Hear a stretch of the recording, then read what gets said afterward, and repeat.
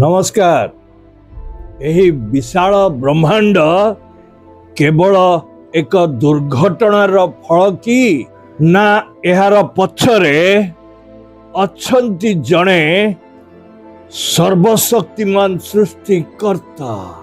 जिसाय 46 पर्व 9 पद कहे ईश्वरंक वाक्य हेउछि सत्य को खोजिबार आमंत्रण।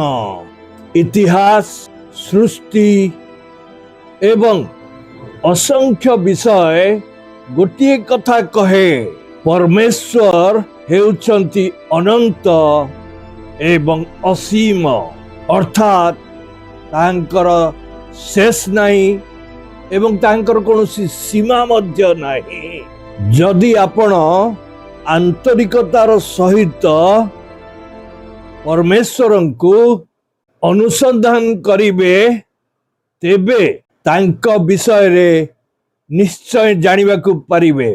सत्य को खोजंतु, परमेश्वर को जानंतु एवं जीवन को नुआ अर्थ देउंतु।